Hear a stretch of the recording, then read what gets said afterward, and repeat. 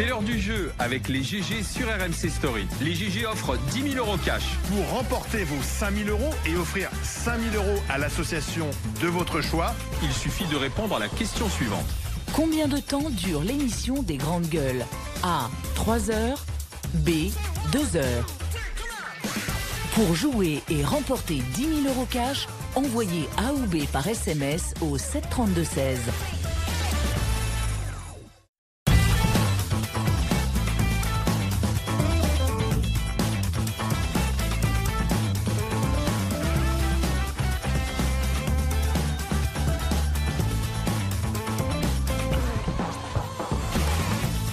Les grandes gueules, tous les jours sur RMC de 9h à midi en direct, y compris en ce jeudi de l'Ascension. Nous sommes avec Marianne Soubré, avocate, Maxime Liédo, étudiant en histoire.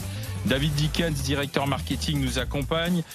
Tout à l'heure à midi moins 20, un économiste pour réfléchir à ce monde d'après avec des marques qui sont menacées, de l'argent qui est injecté, enfin que l'on va injecter. Le plan de relance européen demandé par les Français, 500 milliards, plus de 100 milliards du gouvernement, le chômage partiel pour 12 millions de salariés. Mais on nous dit qu'on a une vague de casse sociale qui va arriver, qui va être terrible. Donc on va en parler tout à l'heure et Gilles Raveau, il sera avec nous à midi moins 20. En attendant, parlons de ce week-end de l'Ascension quand même. Est-ce que vous allez être raisonnable? C'est ce que vous demandent les autorités politiques et les autorités sanitaires. Alors j'allais dire presque pas de chance, il va faire super beau partout. Et quand on regarde la carte, les cartes d'actualisation des zones qui ont disparu d'ailleurs, hein, mais normalement tout est en vert, sauf un village d'irréductibles contaminé, c'est-à-dire l'Île-de-France. Bon, on en parle. Est-ce que vous allez être raisonnable, oui ou non? 3216 rmc.fr. Je vais rester dans mon appartement, donc je vais être confiné chez moi à faire des cartons. Sinon, ce que j'aurais voulu faire, j'aurais voulu partir sur une plage en Normandie. À plus de 100 km, donc ça aurait été compliqué, mais j'aurais pris le risque. Le gouvernement nous a demandé d'être assez responsables, donc je pense qu'on va un peu rester chez soi aussi, en tout cas pour moi. Mais quand même profiter un petit peu, se balader, je pense que ça fait du bien après 2 mois de confinement. On va juste profiter, on va juste se promener un peu plus, on va découvrir des endroits qu'on n'a pas l'habitude de voir. Et voilà, c'est pas plus mal, ça change un peu. On va rester à Paris sur ce coup-là. Et on va justement essayer de profiter un peu plus de Paris. Personne n'a de masque. Alors on va voir, oui tu as raison, hier c'était vers le Sacré-Cœur, personne n'avait de masque. On verra si les Parisiens sortent de la capitale, restent dans la limite des 100 km. On verra ce que font le reste des territoires aussi. On est dans un déconfinement progressif, raisonnable. D'ailleurs, il suffit de regarder le tweet qu'avait envoyé hier le chef de l'État, Emmanuel Macron. C'était 1 ligne et demie dans laquelle il appelait les compatriotes à la prudence. L'épidémie n'est pas derrière nous. Ne relâchons pas nos efforts, disait le président de la République. Alors, on dit toujours que dans ces cas-là, il faut sonner la marée chaussée, c'est-à-dire c'est la peur du gendarme. Il va y avoir des contrôles au péage, des contrôles aux grands axes routiers pour vérifier la fameuse attestation, et que si vous déplacez au-delà des 100 km, c'est que vous avez un motif impérieux, une obligation professionnelle, médicale, familiale et autres. Allez-vous être raisonnable en ce week-end de l'Ascension, Faites attention. 32-16 pour le dire au GG. Comment vous le sentez autour de vous? Comment vous ressentez cette France en ce moment? David Dickens, Maxime Liédo, Marianne Soubré. Marianne. En fait, c'est quoi ta question? Tu veux savoir ce qu'on va faire, nous, ou ce qu'on pense? Je sais que vous êtes raisonnable, puisque vous êtes là. Toi, je sais que tu bosses beaucoup. Ouais, et moi, j'ai un grand programme. Alors, je vais peut-être m'éloigner un tout petit peu à 20 km avec une copine, ça c'est possible. Mais sinon, mon grand programme, c'est marcher. Profiter, parce que ça c'est un vrai bonheur depuis qu'on est déconfiné, parce qu'avant tu sais, tu pouvais pas marcher plus d'1 heure, etc., puis tu restais dans ton périmètre à 20 km, etc. Mais là, mettre un masque et marcher dans tout Paris, mais c'est un bonheur, surtout quand il fait beau. Enfin, moi je trouve ça génial, hein. Donc voilà, je risque de faire quelque chose comme ça. Après, c'est très compliqué pour les gens. Je veux dire, c'est très compliqué de venir leur dire, encore une fois, cette histoire des 100 km, je maintiens que c'est complètement ridicule. C'est assez injuste de dire aux gens dépasser 100 km, vous ne pourrez pas, etc. Donc mais moi bien sûr. Moi je suis sûr qu'au 32-16, il y a plein de gens qui vont nous dire écoutez, je tente le coup, je vais le faire, je vais passer. Surtout que le gouvernement le sait très bien et est d'accord. Mais ça sert à rien d'avoir mis ces 100 km dans ce cas-là. Il y a le discours et il y a la mise en application des mesures. Ah mais tu prends 135 € si on te prend, David. Je veux dire. Non, parce que les policiers les mettent pratiquement pas et je vais t'expliquer pourquoi. En fait, il faudrait déterminer dans le motif impérieux et familial ce que ça représente précisément. Ça veut dire que quelqu'un qui te dit je vais voir ma famille, ma mère malade qui est à 150 km. Non mais d'accord, mais il faut le prouver que ta mère elle habite là-bas. Le policier n'a pas les éléments qui lui permettent de déterminer les latitudes du motif impérieux. Et ça, le gouvernement en est parfaitement conscient. Oui, mais enfin, si tu vas au bord de la mer et que tu n'as personne à aller voir... Il compte véritablement sur la clémence des forces de l'ordre qui eux-mêmes disent on n'a pas les moyens et les outils pour appliquer ce qu'on nous demande, donc on va être clément. Et c'est ce qui va se passer. Je te donne un exemple précis. Moi, j'ai ma belle-sœur qui est chez moi, qui est donc franco-italienne, qui vit aux Antilles. Son adresse, c'est les Antilles. Il y a un problème de cancer chez nous qui fait qu'elle a dû se séparer d'un membre de la famille qui a le coronavirus. Là, elle est partie à la campagne. Je suis désolé, je te balance, Joe. Elle est partie à la campagne. Et elle a fait plus de 100 km. À plus de 100 km de chez moi, en l'occurrence. Elle se fait arrêter par la police. Son adresse, sa carte d'identité, c'est Saint-Martin aux Antilles. Tu la renvoies où? Ouais. Tu la renvoies où? Donc voilà, c'est juste pas applicable parce que le motif impérieux n'est pas précisément défini. Donc les policiers, comme ils le font pour tout, parce qu'ils n'ont pas le choix, je te dis encore une fois, ils doivent faire respecter la distanciation sociale, ils doivent faire respecter un certain nombre de choses, ils seront cléments et permettront aux gens, évidemment, quand tu es à 150, 200 km de ton domicile, de pouvoir aller à ta destination. Donc voilà. Tu ne crois pas tellement à la discipline des Français durant ces 3 jours? Et je ne crois pas à la sanction, je crois pas que les sanctions seront appliquées. Parce que le 2 juin, on va nous annoncer que tout sera ouvert et qu'on pourra tous partir. Maxime Yeddo. Non, mais déjà, le motif de l'attestation, c'est exactement le même. J'en pense exactement la même chose que l'attestation pendant le confinement. Je trouve que c'est vraiment du flicage à grande échelle totalement ridicule. On a tous un motif impérieux. Oui, non, mais bien sûr, exactement. Le motif, en effet, reste totalement malléable. Et voilà, l'attestation en soi est pas. Et puis en plus, plaider maintenant pour la retenue des Français, le civisme des Français. Voilà, c'est chaos. Je veux dire, ils sont pas capables de jeter un masque dans la poubelle. Ils sont pas capables de comprendre qu'il faut rester tranquille. Je veux dire, moi, voilà, c'est perdu. J'ai envie de te dire, maintenant, chacun fait ce qu'il veut. Mais ils en ont besoin aussi. Il n'y a pas que le problème de dire que les gens sont des abrutis. C'est pas une question du tout de dire que c'est des abrutis. Je veux dire, on en a tous besoin d'avoir de l'air. On en a tous besoin. À aucun moment je dis ça. Je attendez, laissez finir Max. L'air en réa. Attention. Non, mais laissez finir. Je dis pas du tout que c'est une question d'être abruti. Par exemple, pour le côté des masques et la responsabilité individuelle, elle n'était pas présente. Oui, non, mais c'est quand même sur le plan de la responsabilité individuelle, on peut pas tabler que sur ça. Maintenant que les gens aient besoin de prendre l'air, oui, que les gens aient besoin d'aller voir leur famille également. Maintenant, j'espère et je pense que beaucoup également vont avoir la bonne conscience de se dire si je prends le risque de me déplacer alors que je suis dans une grande ville, que je vais aller voir la famille à risque éventuellement mes parents, je pense que tout le monde aura, j'espère, du moins cette intelligence. C'est les mêmes qui étaient aux Invalides hier soir et qui balancent leur masque par terre. C'est pour ça, si tu veux, je suis totalement désabusé. Là, je suis dans une période où je ne crois plus en rien. Tu ne crois plus en tes compatriotes. Tu as démissionné de ton époque. Ah oui, non, mais moi, ça fait 21 ans que j'ai démissionné de mon époque. Ça fait 55 jours que tu as démissionné. Depuis très longtemps. Là, on va s'appeler avec des copains, on va se mettre devant des jeux vidéo tout le week-end. Sincèrement, Max, je pense que pour les autorités, c'est vraiment pas un problème qu'on dépasse les 100 km. Parce que sinon, je te dis, ils auraient défini les motifs impérieux et ils auraient permis aux forces de l'ordre d'appliquer les sanctions qu'ils recommandent. Tu ne peux pas dire ça, David, parce que ça serait une sorte d'incitation, etc. Non, c'est interdit. C'est interdit. Ceux qui sont partis n'ont pas été contrôlés. Il y aura des contrôles. Rappelons que c'est interdit. Après, moi, je m'interroge sur le bien fondé de l'interdiction. Mais elle existe. Donc, il faut dire aux gens qu'elle existe. Et il ne faut pas leur dire, vous inquiétez pas, partez, vous ne serez pas contrôlés, vous me mettez n'importe quoi. C'est un problème de communication. Le gouvernement ne peut pas dire autre chose. Mais à partir du moment où ils autorisent les déplacements, on a forcément pensé au gouvernement qu'il y aura des contrevenants et que dans la mesure où tu ne donnes pas aux moyens aux forces de l'ordre de sanctionner, c'est que tu acceptes. Oui, mais tu vois, non, mais David, tu tables sur la mauvaise communication du gouvernement qui a largement existé, ça c'est un fait. Maintenant, en quelque sorte, tu vois, tu pouvais pas non plus dire faites ce que vous voulez, on compte sur vous pour être raisonnable. Parce que de toute façon, c'est ça, le problème c'est que c'est ça. C'est donc, ils ont fait un truc totalement idiot. Attends, excuse-moi, mais en quoi c'est pas raisonnable ? En quoi c'est de faire 150 km au lieu de 100. Non, mais parce que c'est complètement débile, excusez-moi. Parce qu'à 100 km, tu es raisonnable. À 99 km, tu es raisonnable. Non, Marianne, c'est pour ça que le policier, ça relève de la responsabilité du policier qui ne te renverra pas chez toi. Si tu es à 150 km. De dire aux gens, tu traces un cercle autour de toi et jusqu'à 100 km, tu n'es pas en tort. Et au-delà, tu deviens con. Alors attendez que Max finisse. Je voulais te dire, tu n'as pas compris ce que je t'ai dit, c'est que malheureusement, ils ont dû faire un truc totalement débile. Mais d'accord, mais ils l'ont fait maintenant, comme tu l'as dit, c'est fait.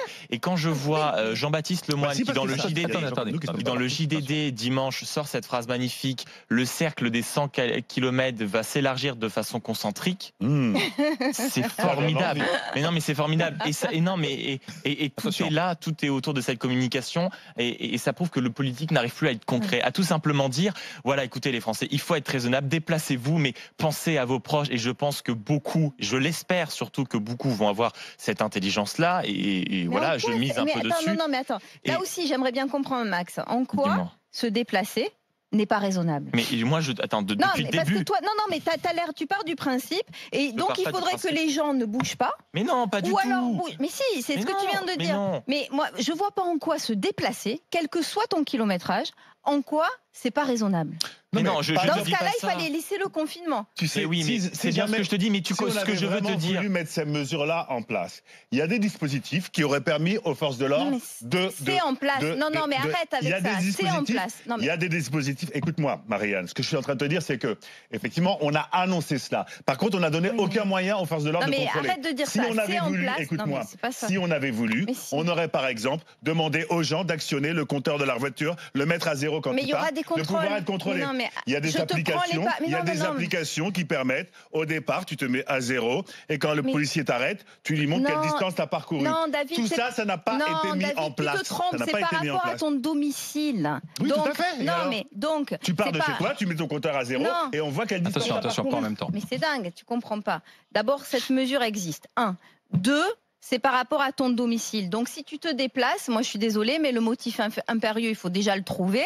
Et il faut arrêter de dire aux gens... Mais non. Moi, je me suis déplacé que pour motif impérieux depuis 2 mois, comme tout le monde. T'inventes des trucs, si tu veux. Je suis désolée. Aujourd'hui, c'est encore interdit. La vraie question, c'est 1, pourquoi est-ce que c'est interdit? Et 2, en quoi il y a une différence entre être à 99 km de chez toi ou à 150. Mais arrête de prendre les policiers pour des débiles, je viens de te l'expliquer. Je te dis que si tu es à 120 km de chez toi, le policier ne va pas te dire rentrez, faites demi. Mais bien sûr que non, ça n'est absolument pas arrivé. Alors attendez, je voudrais que nous écoutions Elisabeth qui nous appelle. Notamment un monsieur qui venait voir son père mourant, c'est arrivé, bien sûr. Ah bah oui, c'est le motif impérieux. Là, on est motif impérieux. On va tous voir notre famille mourante depuis 2 mois, il y a un problème quand même. Ils ont fait faire demi-tour à un homme. Micro. Et ils ont fait faire demi-tour à un homme, et d'ailleurs ça avait fait un scandale, qui venait voir son père mourant en lui disant vous êtes trop loin. Mais je suis désolée. Marianne, chérie, fais le prorata entre les gens qui ont dû faire un demi-tour et les gens qui ont pu atteindre leur destination, même si elle dépassait les 100 km/h. Ça fait débat avec les grandes gueules, et vous-même, dites-nous, est-ce que vous allez être vraiment raisonnable, puisque c'est une question de sécurité sanitaire, on le voit bien, pendant encore quelques temps. Ce sera l'autre partie de la discussion.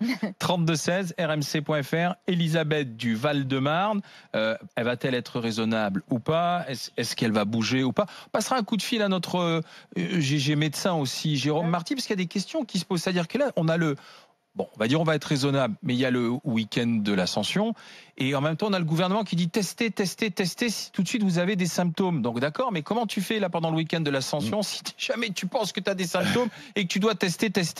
À tout de suite avec les grandes gueules. RMC, 9h midi. Les grandes gueules.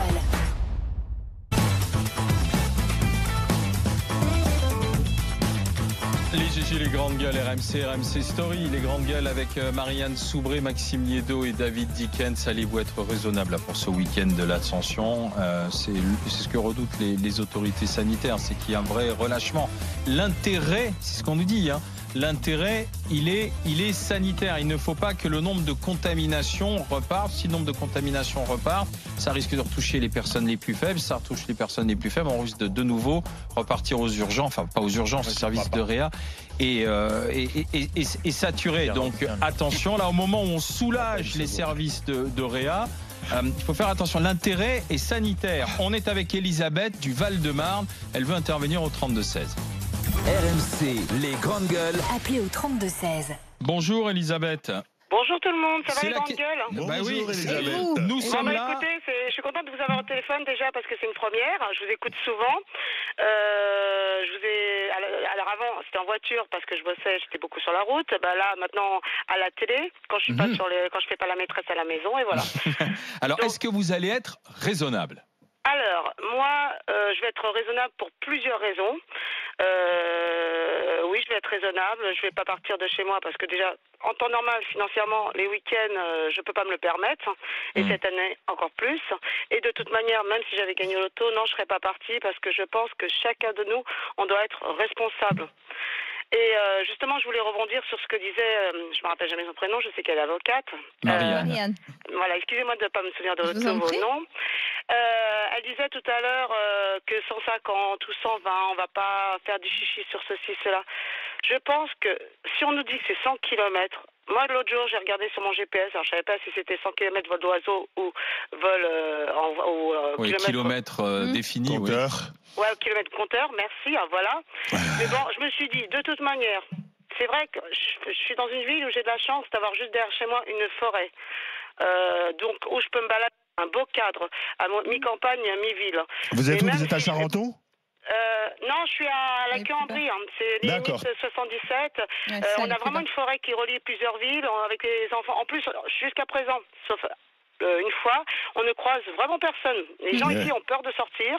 Donc moi, avec les enfants, depuis le début du confinement, on a toujours fait nos 2-3 promenades par semaine parce qu'il faut qu'elles marchent, parce que 4 enfants à la maison, sinon, c'est pas possible.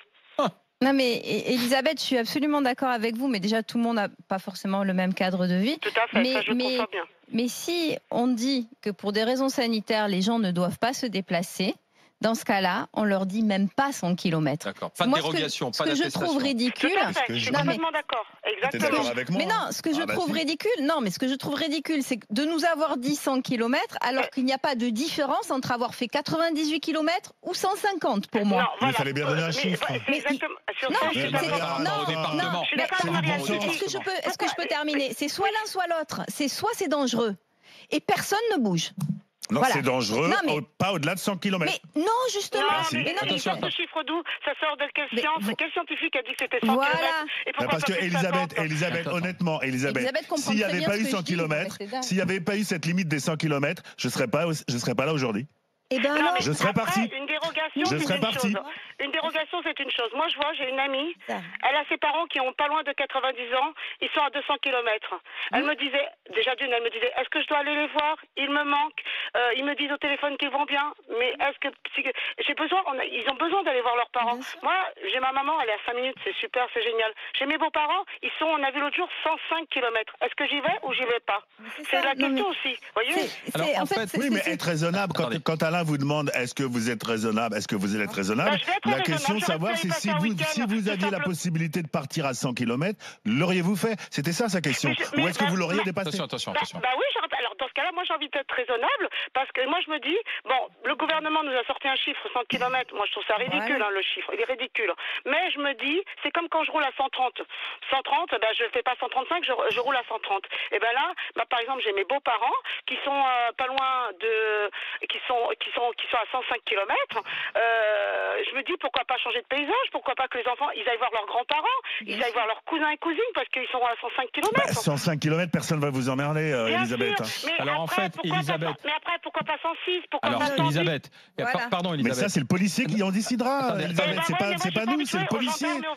Le policier ne va pas vous emmerder pour 50 bornes. Moi, je pense que si chaque citoyen revenait à la responsabilité, c'est-à-dire que si on dit que le chiffre est ridicule, je suis complètement d'accord avec Marianne, c'est ridicule, mais je pense que si chacun respecte ce fameux 100 km, ce chiffre-là, vous savez, le respect de chacun, c'est l'autre, c'est dommage. Il y a peut-être quelqu'un qui habite plus près de ces fameux 100 km qui pourrait aller voir mes beaux-parents et qui en a rien à faire. Voilà. Mais je sais pas, c'est une responsabilité de chacun. Moi, je dis qu'il faut être responsable.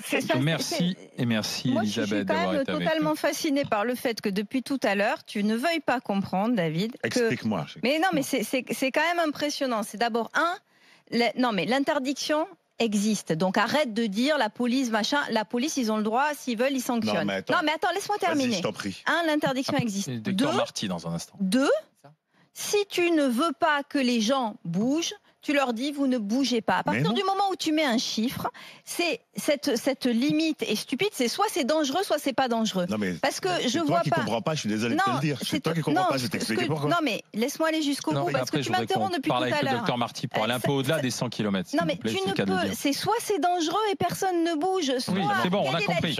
D'accord, j'ai compris. Sachant que ces 100 km, vous savez pourquoi ça a été pris? Parce que selon une étude, si vous voulez, cette limite des 100 km, c'est ce qui fait, c'est le rayon dans lequel les Français évoluent pour leur activité professionnelle et pour leur cercle familial qui n'est pas mes parents ils sont à 700 oui, mais km. Voilà, oui, bien sûr, oui, mais moi aussi, mais tes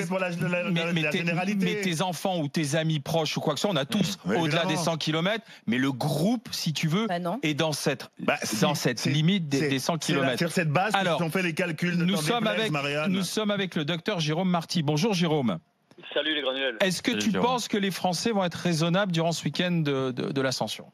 Écoute, j'en sais rien. On peut l'espérer. Le problème, c'est qu'il fait très chaud. Alors, le fait qu'il fasse très chaud, d'ailleurs, ça nous amène vers cette question de la saisonnalité de ce virus. Est-ce qu'il va disparaître ou en tout cas voir sa virulence diminuer avec la saison? C'est possible si on voit ce qui se passe sur le reste de la planète. Sur la prudence des Français, on voit bien quand même que maintenant, depuis quelques jours, qu'ils ont adopté le masque, ils ont adopté tout un tas de comportements. On peut espérer qu'ils continuent à le faire pendant ce long week-end qui, on le rappelle, est le moment où l'on va voir véritablement les conséquences du déconfinement. C'est-à-dire qu'à partir du vendredi, samedi, on va commencer vraiment à voir si oui ou non il y a une augmentation des cas, ce qu'on ne pouvait pas voir jusqu'à présent parce qu'on n'était pas assez loin du déconfinement. C'est-à-dire que là, on va avoir le déconfinement qui était du 11 mai, et puis dans 15 jours ou 3 semaines, on verra les conséquences de ce week-end aussi, quoi. On va avoir deux dates butoirs, quoi, en fait, c'est ça. À chaque fois, on a un décalage de 14-15 jours, tu sais, depuis le début. Donc là, comme les gens ont quand même commencé à se déconfiner avant le 11 mai, 4 ou 5 jours avant, on va rentrer dans la période maintenant véritablement de signes quant à l'effet de ce déconfinement maintenant, là, dans les jours qui viennent. Mais Jérôme, là, ces jours-ci, on a le professeur Salomon, on a le ministre de la Santé qui n'ont pas arrêté de nous dire testez, faites-vous tester. Bon, alors, on a 3000 centres en France. Là, on est pile sur un pont. Dès que vous avez des symptômes, faites-vous tester. Bon, on sait que pour bon nombre de personnes, on est asymptomatique. Mais si moi, demain, je bouge et je me mets à tousser ou je sens que j'ai un petit quelque chose où je perds le goût, où je vais en ce week-end de l'Ascension? Comment je fais, Jérôme? Alors d'abord, c'est comme dans la vie de tous les jours, c'est comme dans la période habituelle, le week-end ou les jours fériés, il y a des médecins de garde, il y a des centres Covid de garde, il y a des cabinets qui sont ouverts. Alors soit tu as un numéro spécifique pour trouver le médecin de garde, soit tu fais le 15 et le 15 va t'orienter vers le médecin qui est de garde, le centre Covid qui est ouvert et où tu pourras te faire tester. Et s'il n'y a pas d'endroit disponible, parce que tu peux être dans un endroit où il n'y a pas ces choses-là, à ce moment-là, ce que l'on conseille de toute façon, c'est si tu as des symptômes qui te laissent à penser que tu pourrais être porteur de la maladie, ben, tu te confines, quoi. Tu vas là où tu dois être, tu te confines, tu évites de regrouper des populations, de regrouper des gens autour de toi, tu portes le masque, et ça c'est très important. Et si vous êtes plusieurs dans la voiture, on le répète, cette pathologie se transmet dans les lieux clos, vous ouvrez les vitres, vous ouvrez les fenêtres et vous portez des masques dans la voiture quand vous êtes plusieurs dans la voiture. D'accord. En plus, là, c'est plutôt agréable. Ça évite de péter de chaud dans la voiture, effectivement. Merci d'avoir été avec nous, Jérôme. Bonne journée et à bientôt. À bientôt sur RMC dans les GG, dans les grandes gueules. Donc, on l'a bien compris. Là, on va avoir le test du déconfinement là dans les jours à venir. Et puis, d'ici 15 jours, on aura le test de ce fameux week-end, voir comment les gens se Dans le pari, tout va bien se passer. Le 2 juin, on nous annonce que tout est vert et on peut aller où on veut. Tu paries avec moi? Toi, tu paries là-dessus. C'est-à-dire, on est en train d'en sortir, c'est terminé. Et là, on est dans ce sas-là. C'est la raison pour laquelle tout le monde est clément et que les mesures, elles sont pas drastiques, parce que le gouvernement sait très bien qu'on est plutôt dans une phase positive. Christine nous appelle du Var. Bonjour, Christine. Bonjour. Alors, est-ce que les gens vont être raisonnables? Où dans le Var, Christine? Mais non, ils ne le sont plus. Ça fait 3 jours qu'on est plein de personnes de la région parisienne. C'est insupportable. Mais vous êtes une grande amie, Marianne. Je vous adore. Mais Mais franchement... Ça veut bien dire que les policiers nous laissent circuler. Moi, j'ai toujours respecté le confinement. Je ne sors qu'une fois par semaine avec masque. Sur le parking, 75, 94, 95, sans masque. Parce que nous, on est zone verte. Donc, c'est la Vous êtes où, Christine? À Toulon. À Toulon, d'accord. Vous pourrez demander à Mourad, il vous dira la même chose. Donc les 100 km et les attestations, etc. Walou, quoi, ça fait long. Ça confirme ce que je disais, que les policiers nous laissent bien circuler. Voilà, parce que il n'y a plus de vrai danger, je pense. Chez nous, a priori non. Mais ceux qui viennent de zone rouge, ils peuvent potentiellement vous apporter le virus, c'est votre fait.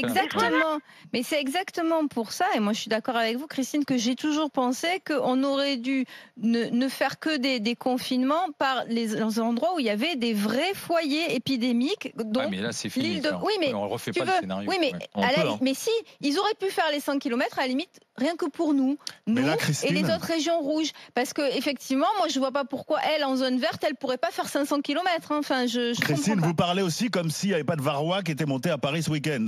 Je n'en sais rien. Ah ben voilà.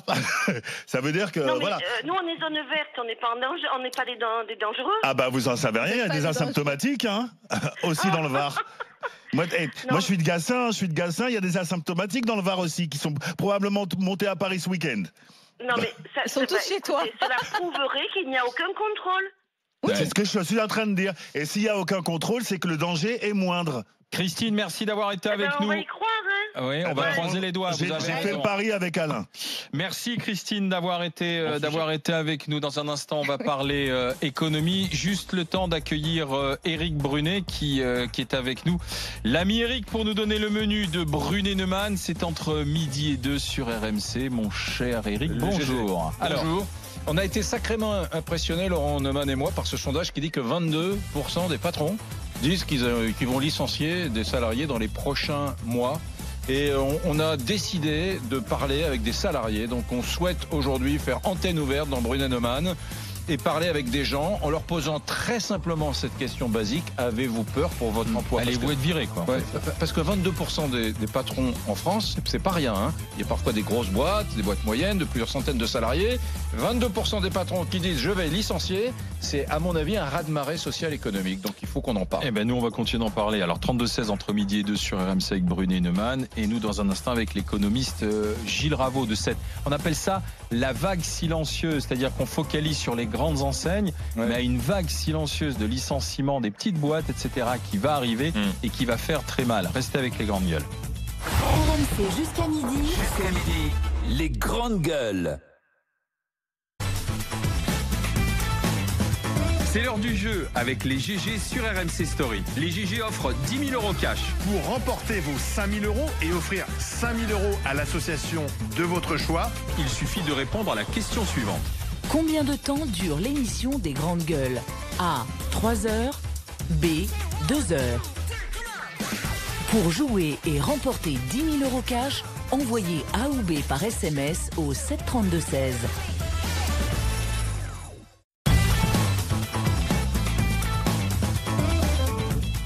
Les GG et les grandes gueules, c'est sur RMC Story. Nous sommes en direct en ce jeudi de l'Ascension avec Marianne Soubré, avocate, Maxime Niedo, étudiant en histoire, David Dickens, directeur marketing du Cirque Phoenix, et nous accueillons notre invité, l'économiste Gilles Raveau.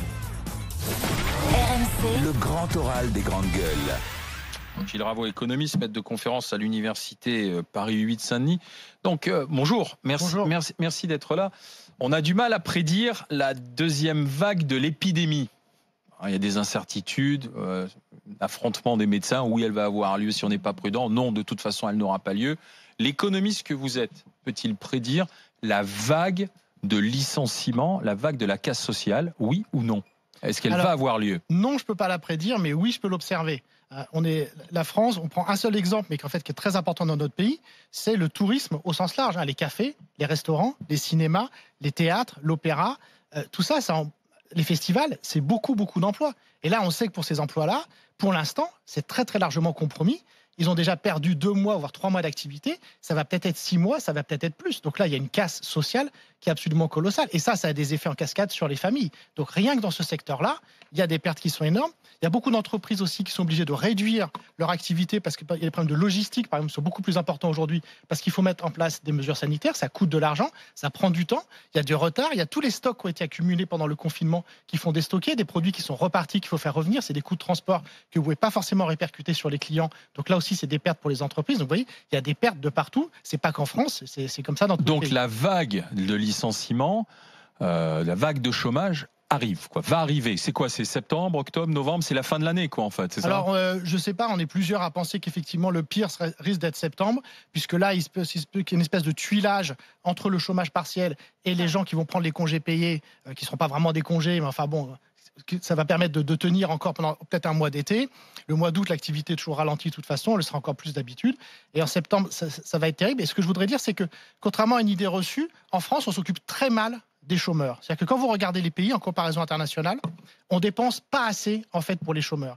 Et quelque chose que le gouvernement devrait faire actuellement. Ou alors on dépense mal parce que il y a beaucoup d'argent qui est investi. Et en fait, quand non. même. Quand vous regardez, consacré, pas investi. Alors il y a beaucoup d'argent, oui, parce qu'on a beaucoup de chômeurs, mais ce qui compte, c'est qu'il faut regarder par chômeur. Alors, si vous regardez les statistiques internationales, le nombre de conseillers pour l'emploi par rapport au nombre de chômeurs, les dépenses en formation par chômeur, elles sont beaucoup plus faibles en France que par exemple dans les pays scandinaves. Et dans ces pays-là, vous avez plus de contraintes sur les chômeurs. C'est-à-dire que, par exemple, on vous dit, vous êtes enseignant d'économie, la fac d'économie ferme, elle a fait faillite, vous allez devoir devenir codeur pour une entreprise de la high-tech. On ne vous laisse pas le choix, mais on vous paye une formation qui coûte peut-être 10 000, 15 000 euros, et on le fait. Et ça, nous, en France, cette politique d'investissement social, on ne sait pas le faire. Est-ce que c'est pas lié aussi à un régime d'indemnisation qui est peut-être plus favorable et plus long que dans d'autres pays? Donc on a moins d'argent en fait. Alors le régime d'indemnisation, il est plus long que la moyenne des pays de l'OCDE. Cela dit, il y a une réforme de l'assurance chômage assez terrible qui a été passée par Muriel Pénicaud, qui aurait dû être mise en œuvre. Elle a, pour l'instant, elle n'y a pas renoncé. Elle est simplement reportée. Mais cette réforme, je pense qu'elle va avoir lieu. Enfin, pour l'instant, en tout cas, elle n'a pas été annulée. Et ça va réduire fortement les montants des allocations chômage des chômeurs à un moment où les gens n'ont pas besoin de ça. Mais on a 12 millions de personnes qui sont au chômage partiel. Le gouvernement débloque une ligne de crédit de 120-130 milliards. Le couple franco-allemand demande un plan de relance européen de 500 milliards d'euros. Donc on se dit, l'argent va arriver, ça va quand même permettre d'avoir un matelas de sécurité quand même. Et on voit aussi qu'aux États-Unis, où il n'y a pas de mutualisation, où la valeur travail est fondée sur l'individualité, sur l'individu, on voit bien les répercussions que ça a. Moi, par exemple, je suis dans l'industrie du spectacle. Il y a le cirque en particulier. Le Cirque du Soleil est en grande difficulté. On annonce sa faillite.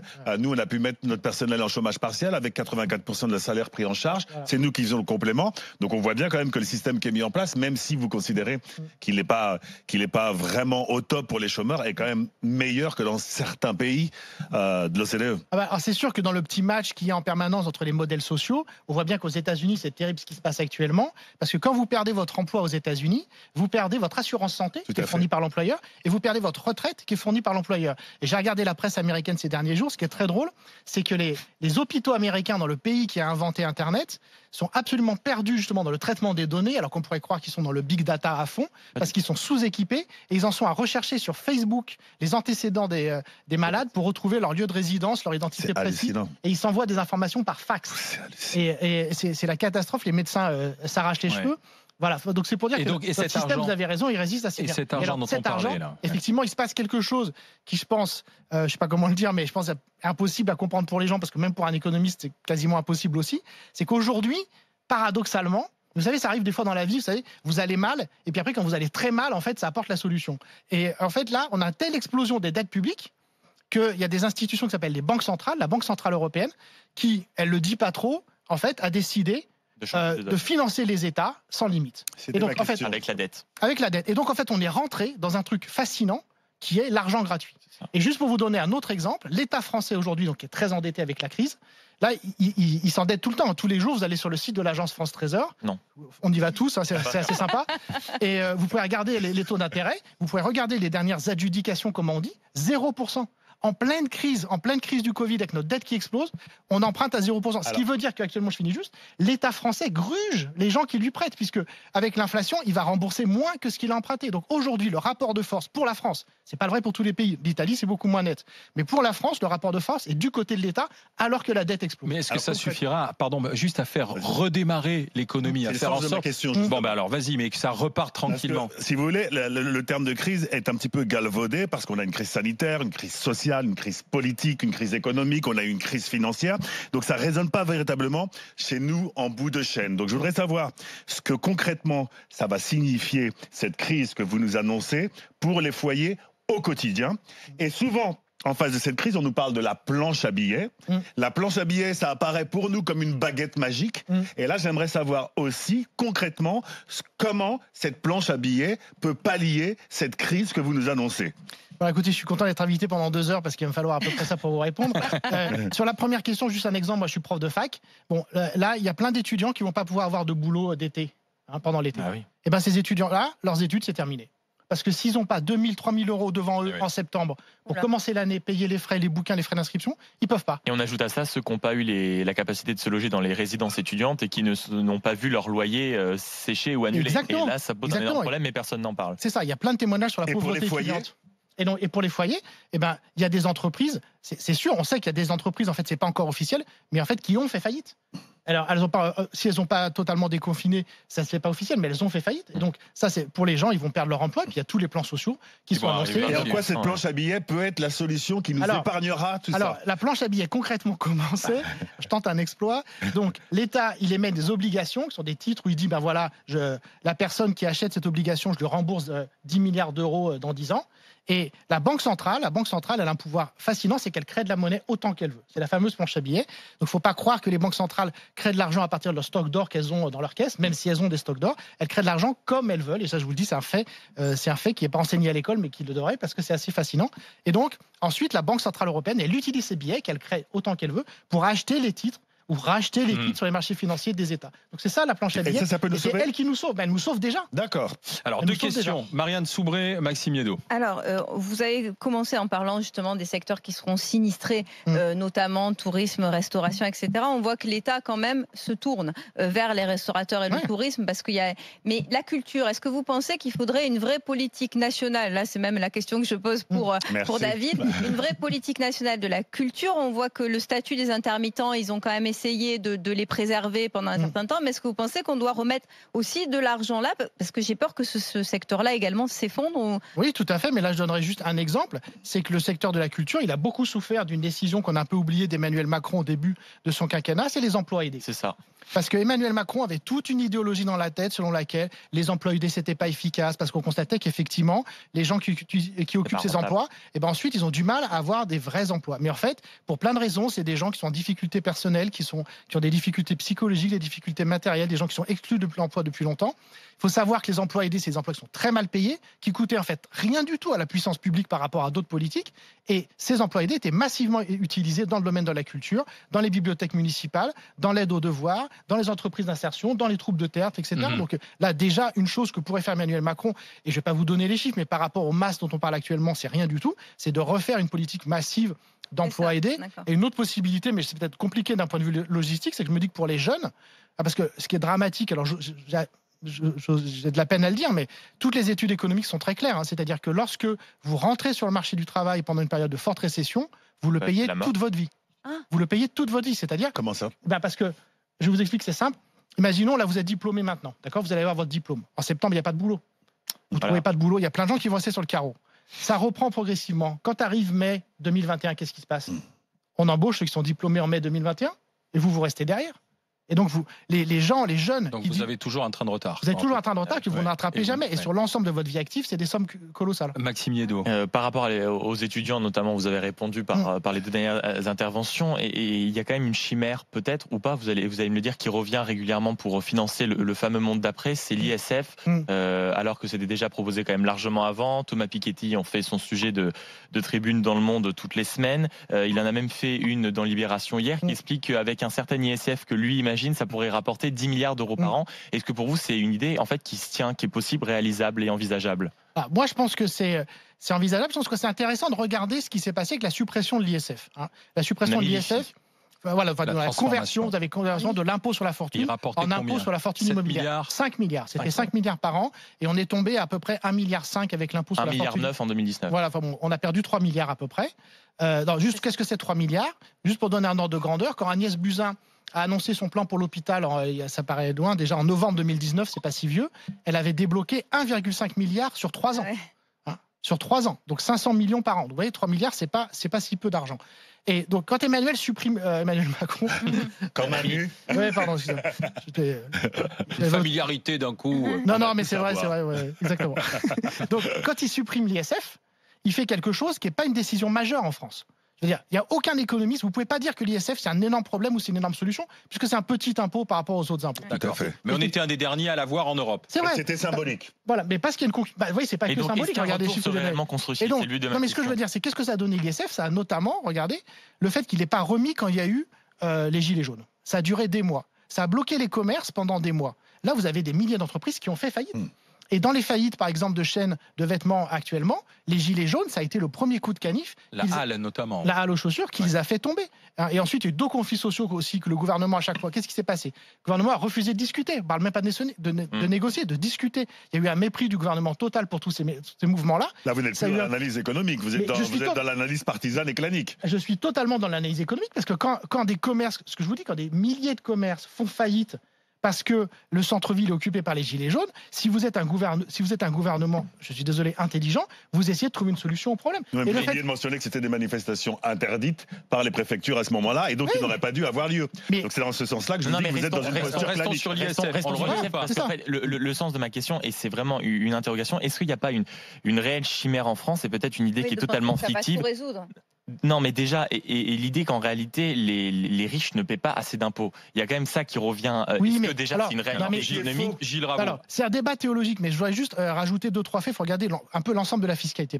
L'impôt sur les sociétés, l'impôt que payent toutes les entreprises. Jusqu'à l'arrivée de Donald Trump, le pays où il était le plus élevé au monde, c'était les États-Unis. Pays capitaliste. L'impôt sur le revenu, le pays au monde où il était le plus élevé jusqu'à Ronald Reagan, c'était les États-Unis. Donc cette idée qu'il n'y a que en France qu'on taxe, elle est complètement fausse. Et de toute façon, là vous avez une explosion des dettes publiques partout. Alors là, je mets ma main à couper. C'est évident que dans les années qui viennent, on va retrouver des niveaux de fiscalité plus élevés sur les hauts revenus et sur les patrimoines. Après, la forme précise de l'impôt, on peut en discuter. Mais effectivement, je pense que politiquement, enfin, je l'ai déjà dit, mais si Emmanuel Macron disait « je rétablis l'ISF et je donne l'argent à l'hôpital », je pense qu'il n'y aura quand même pas beaucoup de gens qui vont être contre. Par exemple. Un ISF temporaire, au moins. On parle des États-Unis, mais on a quand même, nous aussi, une fiscalité très lourde sur les entreprises, notamment sur les petites entreprises. Et quand on parle, par exemple, de taxer les plus riches, prenons l'exemple de Bernard Arnault, c'est 1,2 milliard, je crois, d'impôts sur les sociétés.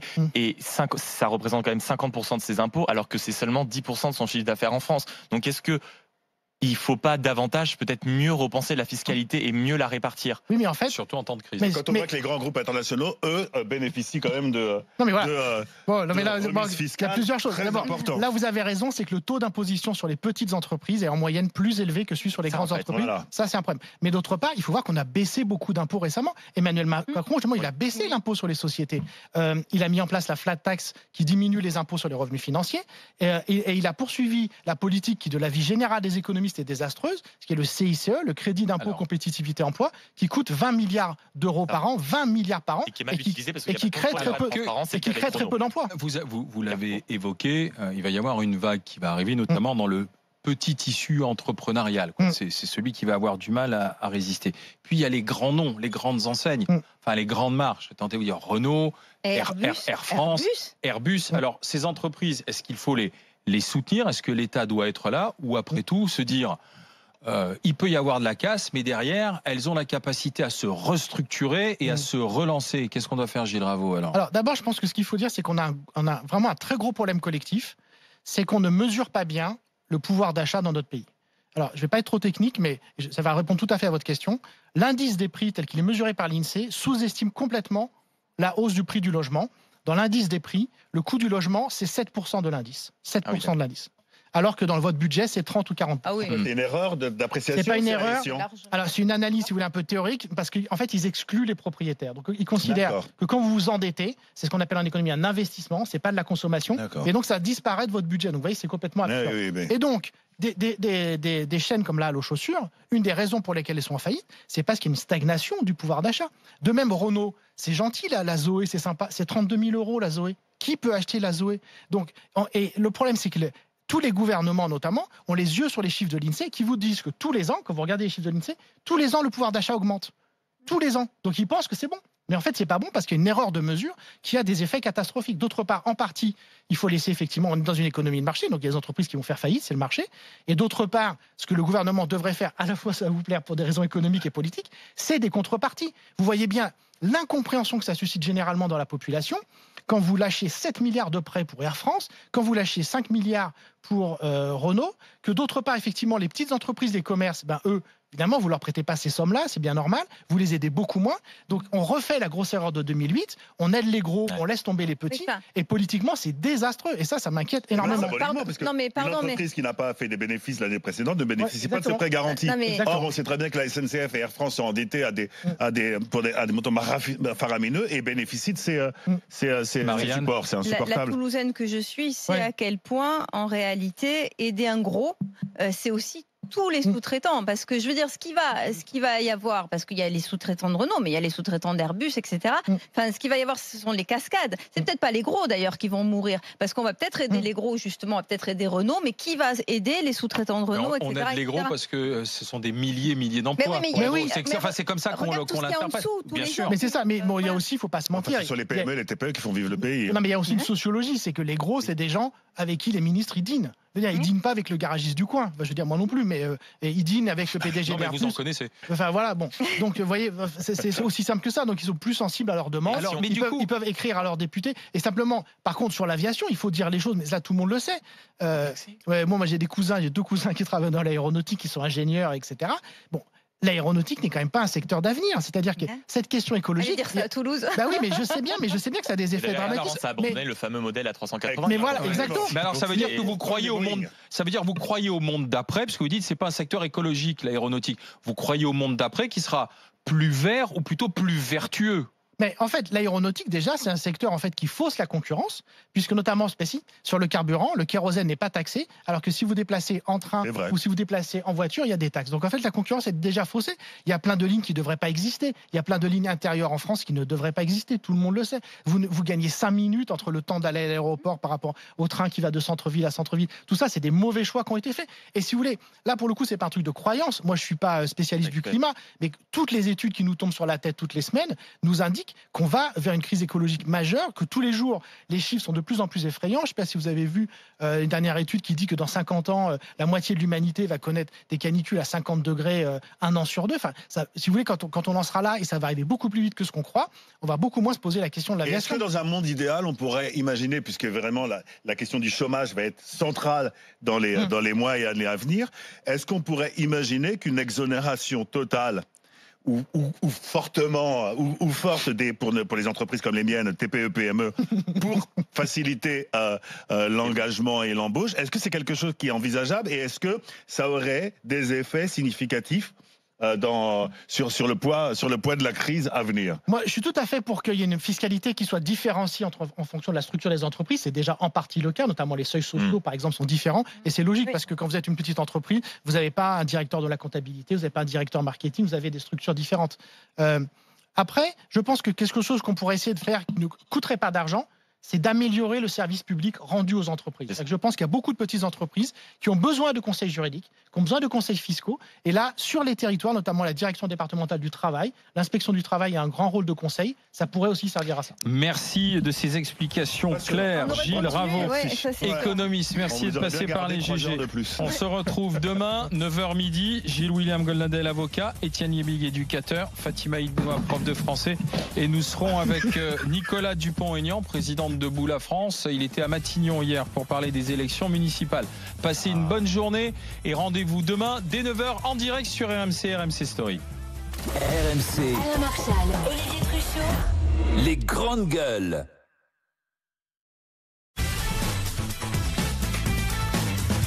C'est l'heure du jeu avec les GG sur RMC Story. Les GG offrent 10 000 € cash. Pour remporter vos 5 000 € et offrir 5 000 € à l'association de votre choix, il suffit de répondre à la question suivante. Combien de temps dure l'émission des Grandes Gueules? A. 3 heures. B. 2 heures. Pour jouer et remporter 10 000 € cash, envoyez A ou B par SMS au 7 32 16.